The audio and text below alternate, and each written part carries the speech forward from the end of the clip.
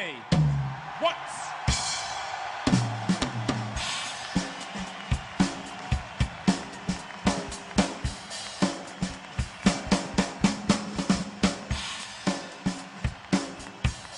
Yes, yes, yes. Just give me the line. Yes, yes, yes. Just give me the line. 1956 or 7 Gretsch with a round badge, which to those who collect them is quite important.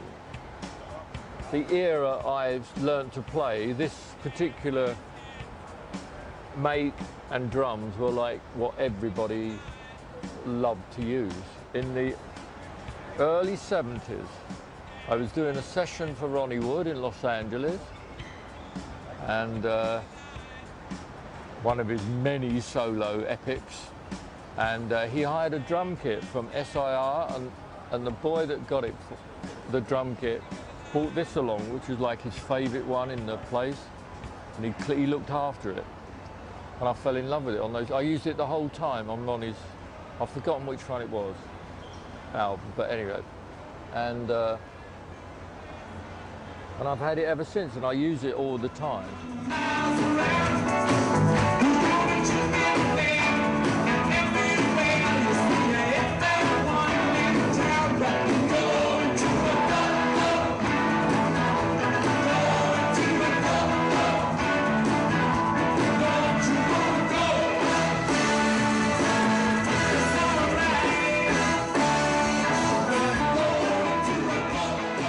I love the Otis Redding thing we do, and Can't Turn You Loose, but I love that song.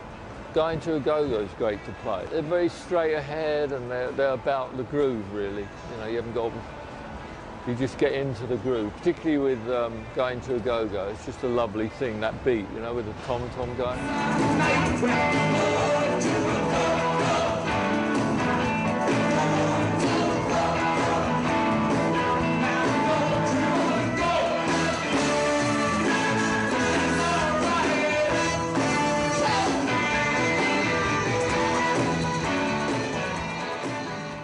Because of how I learned to play and the people I loved when I was young and was learning, because I never learned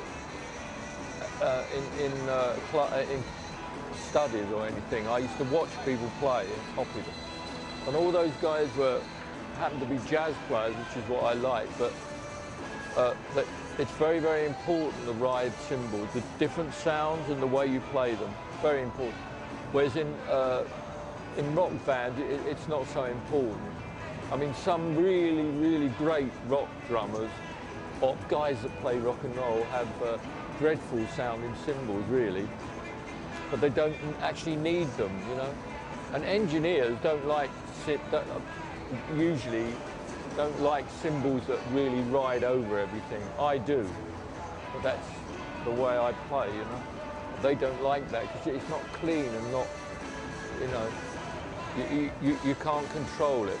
Most of these cymbals are really old. This one is about 30 years old, if not older.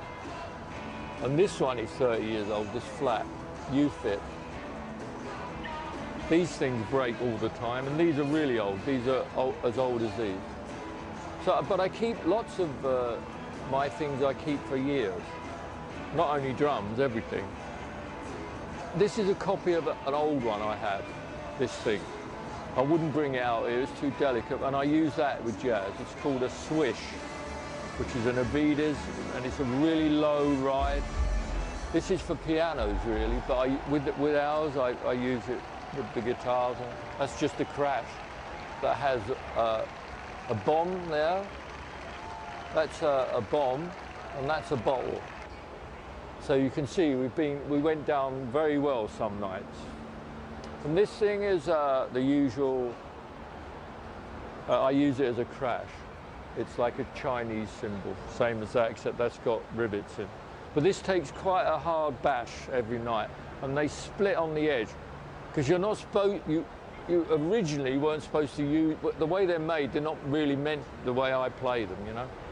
You're not meant to crash these really. And they do take, if you catch them wrong, this one's going here. And this will go further and further and the sound will just choke up.